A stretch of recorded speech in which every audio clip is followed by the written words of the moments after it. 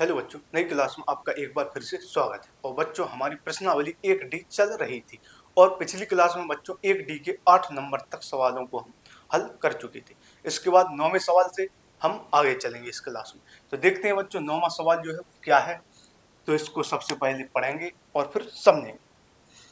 तो बच्चों इसमें लिखा गया है कि यदि 65 और 117 के एचसीएफ को 65m-117 के रूप में व्यक्त किया जा सके तो m का मान है। तो इसमें कहने का मतलब है बच्चों कि 65 और 117 का जो एचसीएफ है वो 65m-117 दिया गया है। इसमें स्पष्ट रूप से बोला गया है कि 65 और 117 का एचसीएफ इसके रूप में व्यक्त किया जा सके, मतलब 65 और 117 का जो एचसीएफ है वो बराबर है 65m-117। तो कहने का मतलब है कि 65 और 117 का जो एचसीएफ है बच्चों वो हमें यहाँ पर दिया गया है, लेकिन जो हमें एचसीएफ दिया गया है वो m के रूप में दिया गया है। यह वास्तविक में इसका एचसीएफ नहीं है, क्योंकि यदि हम 65 और 117 का जब हम एचसीएफ निकालेंगे तो उसमें m बीच में कहां से आ जाएगा। तो यह एक सवाल में हमें दिया गया है, लेकिन हम वास्तविक में इसका मास्टर निकालेंगे कि वास्तव में 65 और 117 का जो एचसीएफ है वो क्या है। तो यहाँ पर हम 65 और 117 का सबसे पहले एचसीएफ निकालेंगे। तो यहाँ पर हम वैकल्पिक क्वेश्चन हल कर रहे हैं तो किसी भी तरीके से हल कर सकते हैं, लेकिन फिर भी हम 65 और 117 के अभाज्य गुणनखंड निकालेंगे। तो सबसे पहले 65 को काटेंगे बच्चों, तो यह संख्या 5 से कटेगी, क्योंकि 13 पंचे 65, तो 5 से है 13 बार कट जाएगी और 13 से है एक बार, 13 एक 13। तो यह तो हो गए 65 के अभाज्य गुणनखंड। इसी तरह से 117 के अभाज्य गुणनखंड निकालेंगे, तो यह जो संख्या है वो 3 से कट जाएगी। 3 का भाग सबसे पहले 3 का भाग 11 में देंगे, तो 3 3 9 हो जाएगा और 2 शेष बचेगा तो 27 हो जाएगा। तो 3 9 27 हो जाएगा।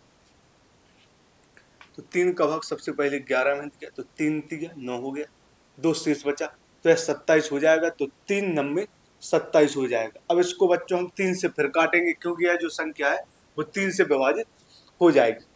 तो इसको 3 से काटेंगे 13 बार कटेगी। इसके बाद 13 से फिर इसको काटेंगे तो है एक बार कटेगी।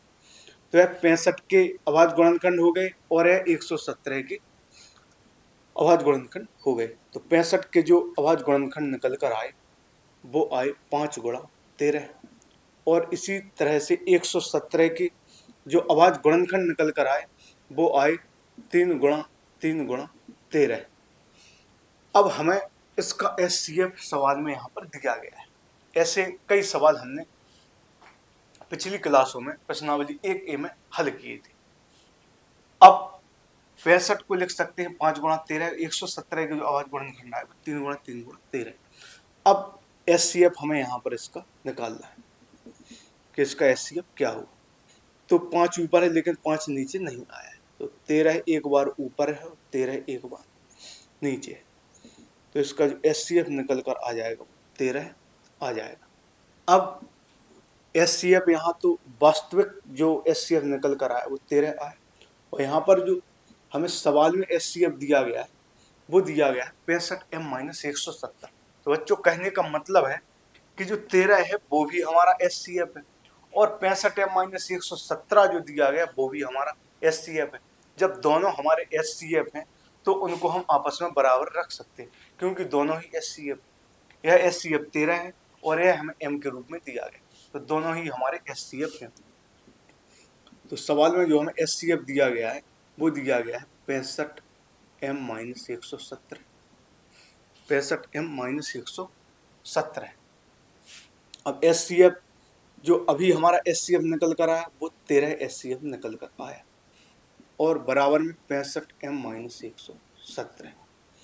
तो दोनों एचसीएफ को हमने बराबर रख लिया, क्योंकि यह भी एचसीएफ है और हमारा यह भी एचसीएफ है। जब दोनों एक ही मान है तो उनको हम बराबर रख सकते हैं। अब 13 है, 117 को पक्षांतर करके इस तरफ लाएंगे तो यह प्लस का 117 हो जाएगा और बराबर में 65m आएगा। अब इनको जोड़ेंगे, 117 में 13 तो 3 में 7 जोड़ेंगे तो 10 हो जाएगा, 1 को 1 2 3 हो जाएगा, 130 आ जाएगा बराबर 65। यह गुणा में है तो गुणा m। अब m बराबर जब हम निकालेंगे तो 65 को हम इससे डायरेक्ट काट सकते हैं, तो 2 बार कट जाएगा। या ऐसा भी निकाल सकते हैं कि m बराबर जब आएगा तो 130/65, तो डायरेक्ट भी काट सकते हैं या फिर नीचे ले जाकर भी काट सकते हैं। तो m बराबर 65 का भाग जब हम 130 में देंगे तो 2 बार जाएगा, क्योंकि 2 पंचे 10 होगा, एक हाथ से लगी, 2 छक्के 12 और 13, तो m बराबर 2 निकल कर आ जाएगा। तो यहाँ पर जो हमारा दूसरा ऑप्शन है वो बिल्कुल सही हो जाएगा। तो इस तरह से पहली प्रश्नावली में हमने काफी सवाल हल किए थे, तो यहाँ पर भी इसको हल किया और इसका जो सही उत्तर है वो 2 निकल कर आ जाएगा। अब अगले सवाल की ओर चलते हैं बच्चों, और 10वें सवाल को हल करेंगे, और आज हम इस प्रश्नावली को खत्म कर चुके हैं। तो बच्चों अब हम 10वां सवाल लिखते हैं। तो सबसे पहले इसको लिखेंगे। तो 10वां जो सवाल है तो उसमें बोला गया है कि वह सबसे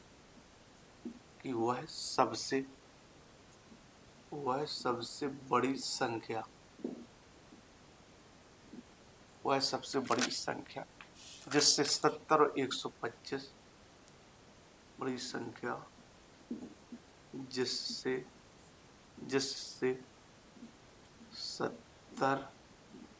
जिससे 70 और 125 को विभाजित जिससे 70 और 125 को विभाजित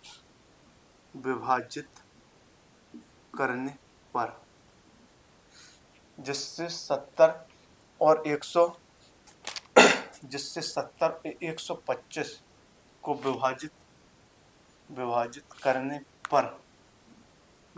करने पर क्रमशः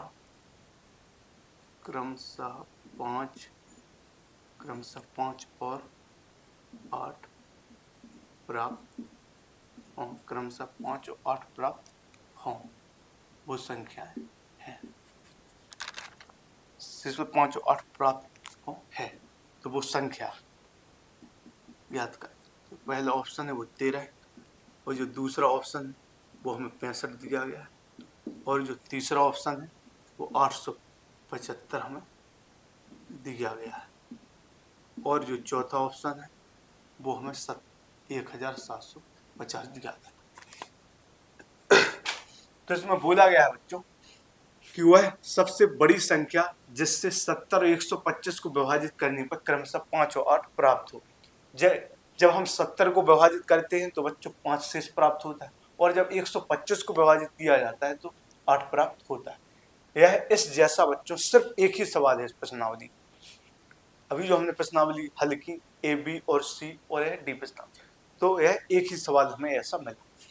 और बड़ी से बड़ी संख्या जो होती है बच्चों वो हमारा मासा होती है, जो छोटी से छोटी संख्या है वो हमारा लासा होती है। जो लासा होती है वो छोटी से छोटी संख्या उसे हम बोलते हैं, मासा है वो उसे हम बड़ी से बड़ी संख्या बोलते हैं।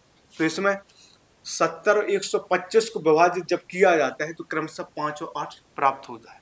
तो कहने का मतलब है जब 70 को विभाजित किया जाता है तो 5 शेष प्राप्त होता है, और जब 125 को विभाजित किया जाता है तो 8 शेष प्राप्त होता है। तो अब हम इसमें करेंगे क्या बच्चों, 70 को जब विभाजित किया जाता है तो 5 शेष बचता है, तो 70 में से हम इस 5 को घटा देंगे तो है 65 आएगा। इसी प्रकार 125 को विभाजित करने पर 8 शेष बचता है, तो 125 में से हम 8 घटा देंगे तो 170 निकल कर आएगा। तो 70 को विभाजित किया तो 5 शेष बचा, तो 70 में से 5 घटा दिया तो 65 आया, और 125 को विभाजित किया तो 8 शेष बचा, तो 125 में से 8 को विभाजित किया तो 108 घटाया तो 170 आया।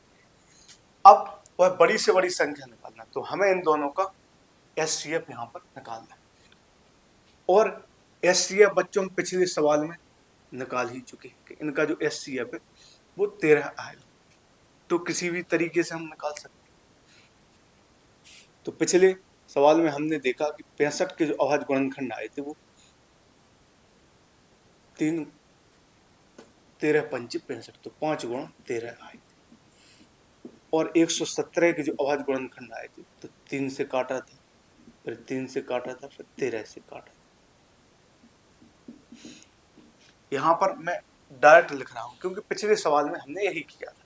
65 के जो अभाज्य गुणनखंड वो 5 गुणा 13 और 117 के 3 गुणा 3 गुणा 13। अब हमें इसमें इनका SCF निकालना है, तो 13 यहाँ पर भी है, 13 यहाँ पर भी है, तो इनका SCF जो निकल कर है वो 13 है। तो यहाँ पर डायरेक्ट हल करके 13 आ गया, क्योंकि पिछला जो सवाल था उसमें भी हमने 65 और 117 का सबसे पहले SCF निकाला था, फिर M का मान निकाला। तो यहाँ पर SCF 13 निकल कर आया, तो उत्तर भी 13 आ जाए, क्योंकि सबसे बड़ी संख्या वही। तो जो SCF है वो बड़ी से बड़ी संख्या बच्चों मानी जाती है। अब आगे सवाल वो हल करेंगे। 11वां सवाल लिखेंगे। अब जो 11वां सवाल है बच्चों वो है, इसमें दिया गया है, इसमें हमें दिया गया है कि यदि दो धनात्मक पूर्णांकों या फिर इसमें हम सीधा लिख देते हैं, भाषा नहीं लिखेंगे। इसमें बोला गया है कि तो धनात्मक पूर्णांकों A और B को, इसमें A और B का हमें मान दिया गया है। A बराबर दिया गया है x की घात 3 y स्क्वायर। हमें x का मान दिया, A का मान दिया गया है x की घात 3 और y स्क्वायर, और इसमें हमें B का मान दिया गया।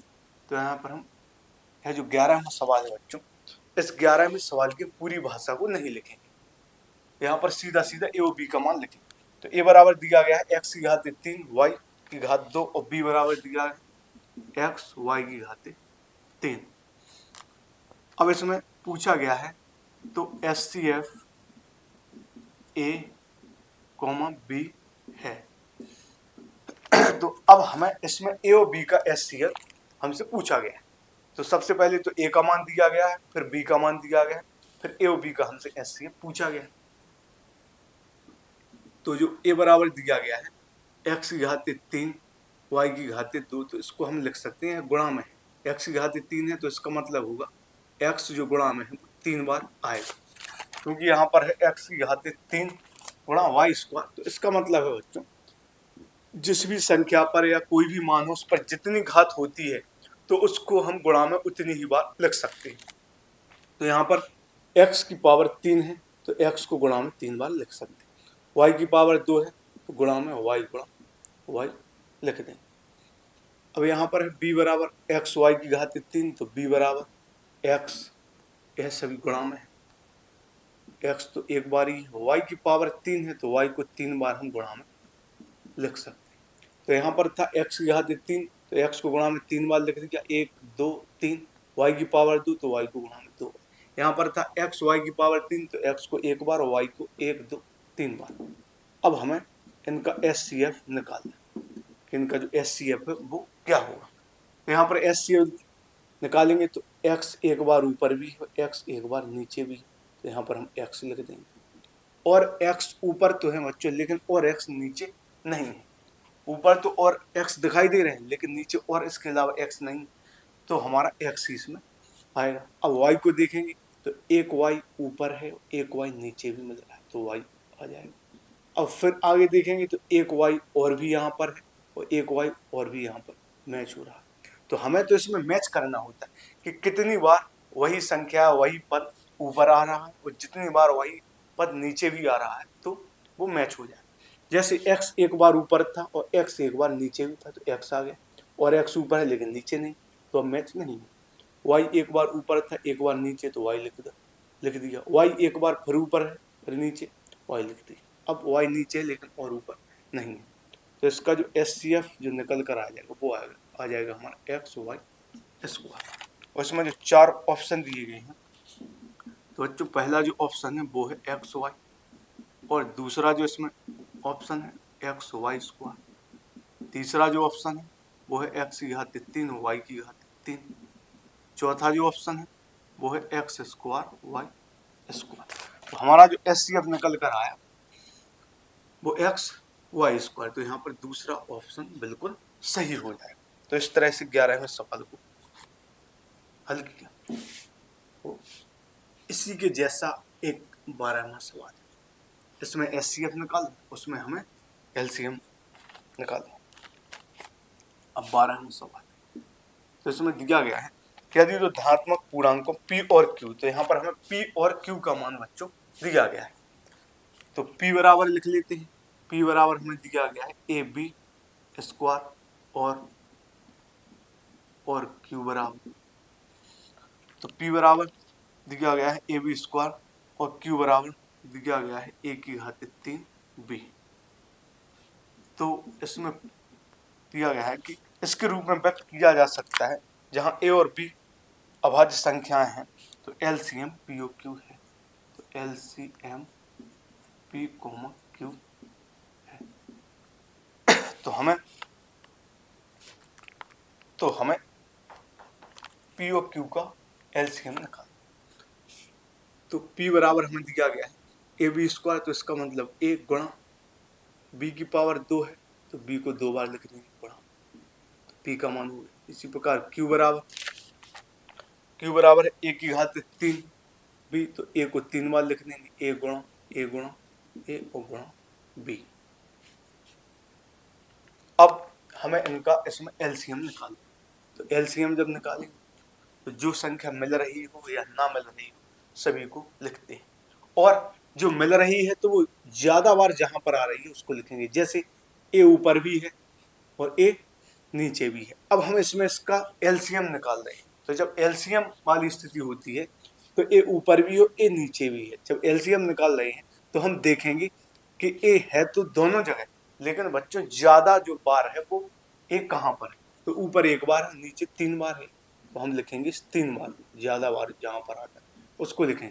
इसी प्रकार B को देखेंगे, B नीचे 1 बार है, ऊपर 2 बार, तो जहां पर ज्यादा बार होता है उसको लिखेंगे, तो B गुणा B। और इसका जो LCM निकल कर आएगा वो आएगा A 3 बार है गुणा में, तो A की पावर 3, B 2 बार है तो A की पावर 3 और B स्क्वायर। और इसके जो हमें ऑप्शन दिए गए वो पहला ऑप्शन है A B, और जो दूसरा ऑप्शन है वो है A स्क्वायर B स्क्वायर, और जो हमें तीसरा ऑप्शन दिया गया वो A की घात 3 और B स्क्वायर, और जो हमें चौथा ऑप्शन दिया गया वो दिया गया है A की घात 3 और B की घात 3। अब इसमें जो हमारा उत्तर आ रहा है वो A की घात 3 और B की घात 2, तो A की घात 3 और B की घात 2 A क्यों B स्क्वायर, यह जो हमारा तीसरा ऑप्शन है वो बिल्कुल सही हो जाए।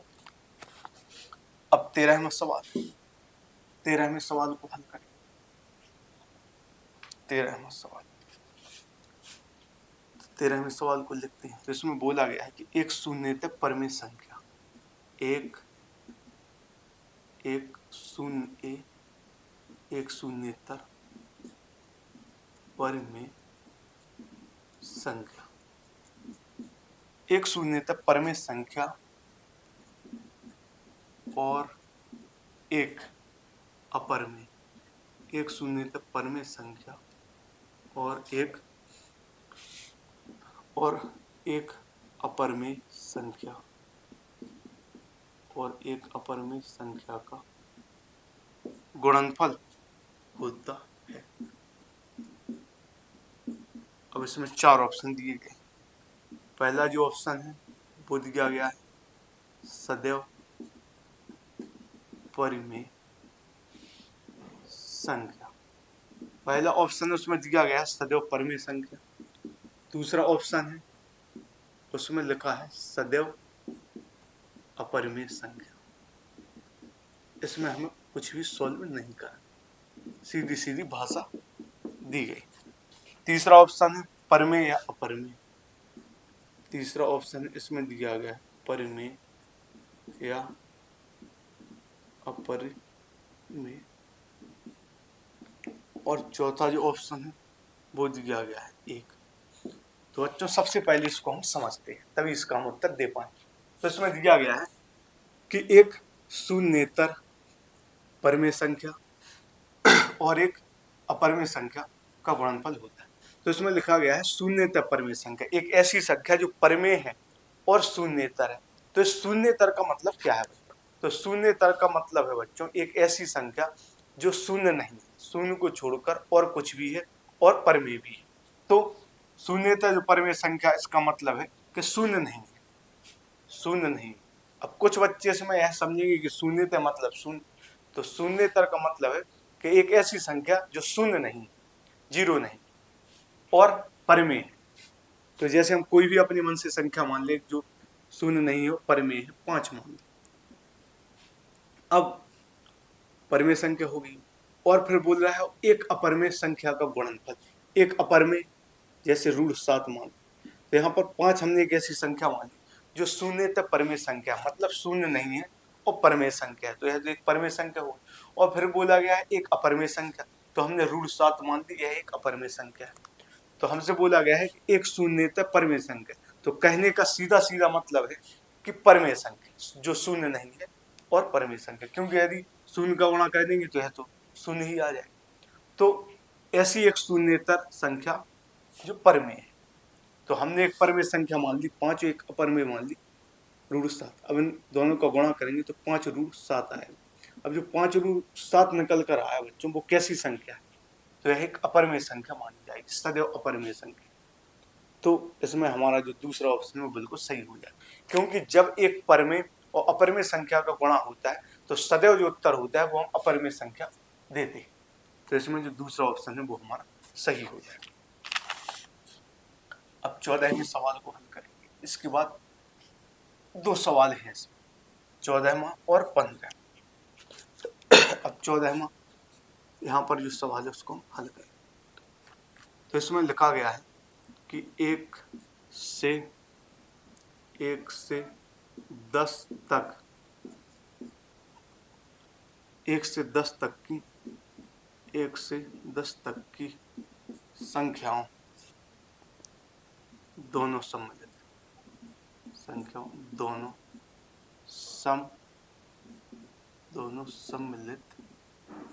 दोनों सम्मिलित हैं।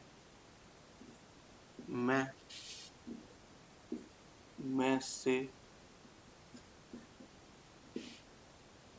से सभी संख्याओं से विभाज्य न्यूनतम संख्या है। 4 ऑप्शन दिए गए। पहला जो ऑप्शन है वो 10, और जो दूसरा ऑप्शन है वो 100, और जो तीसरा ऑप्शन है वो 504 दिया, और जो चौथा ऑप्शन है वो है 2520। तो बच्चों इसमें बोला गया है कि 1 से 10 तक की संख्याओं, 1 से लेकर 10 तक की, जिसमें दोनों सम्मिलित है, मतलब 1 भी शामिल है और 10 भी शामिल है, इनके बीच में जितनी जो संख्या है वो तो शामिल है ही, और 1 और 10 भी शामिल। तो 1 से 10 तक जितनी भी संख्याएं बन रही हैं, 1 और 10 को लेकर उन सभी संख्याओं में से सभी संख्याओं से विभाज्य न्यूनतम संख्या है। तो कहने का मतलब है 1 से 10 तक की हमें संख्या लिखना है, 1 2 3 4 5 6 7 8 9। अब ऐसी एक न्यूनतम संख्या लिखना है जो 1 से लेकर 10 तक से सभी संख्याओं से विभाजित हो। तो पहली बात तो यहाँ पर न्यूनतम संख्या बोला गया है, तो जहां पर भी छोटी से छोटी संख्या बोला जाए तो वहां पर हम उनका लासा निकालते हैं, और जहां पर बड़ी से बड़ी संख्या बोला जाए वहां पर हम उनका मासा निकालते हैं। तो 1 से 10 तक की सभी संख्याओं का हमें एलसीएम निकालना है। तो यहाँ पर वैकल्पिक क्वेश्चन हम किसी भी तरीके से यहाँ पर हल कर सकते हैं, चाहे तो आवाज गुणनखंड विधि से या दूसरी विधि से। अब 1 है, 1 को तो हम 1 ही लिखेंगे, 2 है, 2 को 2 ही लिखेंगे, 3 को 3 ही लिखेंगे, 4 है, 4 को लिखेंगे 2 गुणा 2। तो यहाँ पर हम कर क्या रहे हैं, 1 से 10 तक की सभी संख्याओं के हम आवाज गुणनखंड निकाल रहे हैं, फिर उनकी मदद से हम इनका एलसीएम निकाल। 5 को लिख सकते हैं हम 5 गुणा 5, 6, 5 को लिख सकते हैं 5 ही लिखेंगे, 5 गुणा 1 5 ही लिख दें, 2 गुणा 1 इसको 3 गुणा 1 इसको 5 गुणा 1 लिख दें, 6 को 2 गुणा 3, 7 को 7 गुणा 1, 8 को 2 दूनी 4 दूनी 8, 9 को 3 गुणा 3, और 10 को लिख देंगे 2 गुणा 5। अब बच्चों हमें इनका एलसीएम निकालना है। एलसीएम दूसरे तरीके से भी हम निकाल सकते हैं, लेकिन यहाँ पर मैंने आपको अभाज्य गुणनखंड विधि से एलसीएम निकालना सिखाया। तो एक तो आ ही रहा है सभी में, तो एक भी लिख देंगे। अब दो देखेंगे, दो ज्यादा बार कहाँ आ रहा है। तो यहाँ पर दो एक बार आ रहा है, दो दो बार, यहाँ पर एक बार, यहाँ पर तीन बार, यहाँ पर एक बार। तो देखेंगे कि हम यहाँ पर जो दो है वो ज्यादा बार आ रहा है, तो इस 3 बार 2 को लिख देंगे। अब देखेंगे 3, तो 3 यहाँ पर एक बार, यहाँ पर भी एक बार, और यहाँ पर 2, तो इस 3 को लिख देंगे 3 बार 3। अब इसके बाद एक आ गया, 2 आ गया, 3 4 आएगा नहीं क्योंकि 2 आ गया। 5 को देखेंगे, 5 यहाँ पर एक बार आ रहा है और 5 यहाँ पर एक बार, तो 5 को एक बार ही लिखेंगे। अब 6 है नहीं क्योंकि 6 को 2 गुणा 3 लिख दिया। 7 यहाँ पर, अब और कोई यहाँ पर नहीं आ रहा। एक तो लिख ही देंगे क्योंकि यहाँ पर भी एक है, तो एक भी लिख देंगे। 2 यहाँ पर 3 बार आ रहा है, तो इस 2 को लिख दिया। 3 यहाँ पर 2 बार आ रहा है, ज्यादा बार, तो 3 को लिख दिया। 5 एक बार ही है, एक बार दो जगह, तो एक बार लिख देंगे। तो 7 को, इसके अलावा और कुछ नहीं आ रहा। तो अब हम इसका एलसीएम निकालेंगे।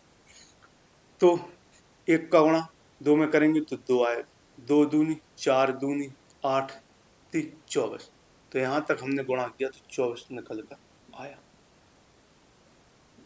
24 निकल कर आया। अब इनका गुणा करेंगे तो 3 पंचे 15 सत्ते 105 निकल कर आया।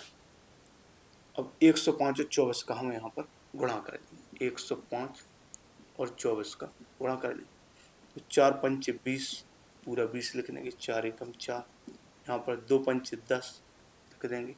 2 एकम 2, तो 0 2 4 1 5, 2520 निकल कर यहाँ पर आया।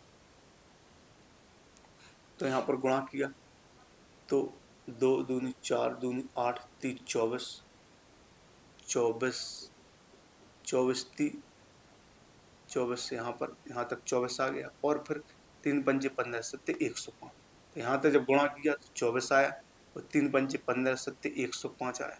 इन दोनों को गुणा किया तो 2520 निकल कर आया। तो बच्चों जो हमारा चौथा ऑप्शन है वो बिल्कुल सही हुई। तो इसमें बोला गया था कि 1 से लेकर 10 तक की सभी संख्या हमें लेनी है, 1 भी लेना है और 10 भी लेना है। फिर उन में से ऐसी कौन सी जो न्यूनतम संख्या है वो बनेगी कि जो 1 से 10 तक सभी संख्याओं से विभाजित हो जाए। तो हमने सभी का एलसीएम निकाला, 1 से 10 तक की सभी संख्याओं का एलसीएम निकाला, तो 2520 निकल कर आया। तो यह एक ऐसी संख्या है कि जो 1 से लेकर 10 तक सभी संख्याओं से विभाजित होगी, या कहने का मतलब है कि 1 से 10 तक जितनी संख्या है उन सभी का भाग इसमें जाएगा। तो यह हमारा उत्तर होगा। अब बच्चों इस प्रश्नावली का आखिरी सवाल, इसके बाद यह प्रश्नावली यहाँ पर समाप्त होगी। इसके बाद हम इनके कुछ उदाहरणों को हल करेंगे। तो देखेंगे 15वां सवाल क्या है। तो इसमें बोला गया है सबसे छोटी संयुक्त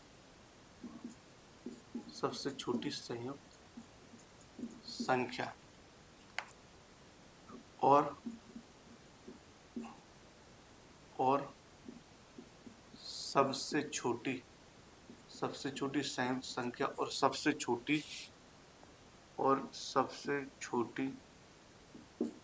संयुक्त संख्या और सबसे छोटी अभाज्य संख्या के एचसीएफ का अनुपात, सबसे छोटी संयुक्त संख्या और सबसे छोटी अभाज्य संख्या के एचसीएफ का अनुपात उनके एलसीएम से है। तो इसमें ऑप्शन दिए गए 1:2, और जो दूसरा ऑप्शन है वो 2:1, और जो तीसरा ऑप्शन है वो 1:1, और जो चौथा ऑप्शन है वो है 1:3। तो इसमें इसको हम डायरेक्ट ही हल करेंगे। तो इसमें बोला गया है सबसे छोटी संयुक्त संख्या और सबसे छोटी अभाज्य संख्या के एचसीएफ का अनुपात उनके एलसीएम से है। तो सबसे छोटी संयुक्त संख्या और सबसे छोटी अभाज्य संख्या तो अवस्थ संख्या तो बच्चों 2 होती है, अवस्थ संख्या तो 2 होती है, तो इसका जो सही उत्तर हो जाएगा वो 1:2 हो जाएगा, क्योंकि जो सबसे छोटी अवस्थ संख्या है वो तो 2 होती है। तो यहाँ पर पहला जो ऑप्शन वो बिल्कुल सही हो गया। तो इसको हम सीधा सीधा ही लिखेंगे, इसको गहराई में कुछ समझने की हमें जरूरत नहीं है, क्योंकि ऐसा एक ही सवाल बन रहा है। तो इसमें बहुत सारे सवाल ऐसे थे कि जो हमने पिछली प्रश्नावली में हल नहीं किए, लेकिन इसको तो हम सीधा यहीं पर लिख देंगे कि इसका जो उत्तर है वो 1:2 हो जाएगा। यहाँ पर बच्चों यह जो प्रश्नावली 1D है वो हमारी समाप्त होती है। अब इसके बाद हम अध्ययन करेंगे कि पहला जो टॉपिक है उसमें जितनी भी जो प्रश्नावली बन रही है उनमें कौन कौन से जो उदाहरण वो अच्छे बन रहे हैं, या ऐसे उदाहरण जो प्रश्नावली में नहीं दिए गए।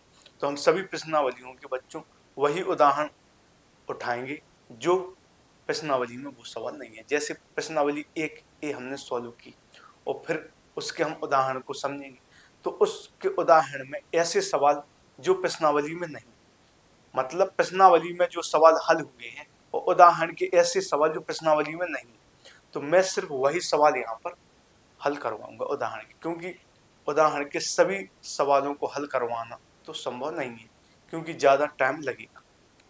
तो हम सिर्फ उदाहरण में से वही सवाल लेकर चलेंगे जो प्रश्नावली में नहीं है, उनको हल करवा देंगे, जिससे सभी प्रकार के क्वेश्चन आपके हल होंगे। जैसे कोई सवाल यदि प्रश्नावली में है और वही सवाल उदाहरण में भी दिया गया, तो फिर मैं इस प्रकार के सवाल हल नहीं करूंगा, क्योंकि वो तो हम प्रश्नावली में समझ ही चुके हैं, तो अब समझने की जरूरत नहीं है। अब ऐसे उदाहरणों को देखना है जो प्रश्नावली में नहीं है, तो वो उदाहरण मैं आपको हल करवाऊंगा।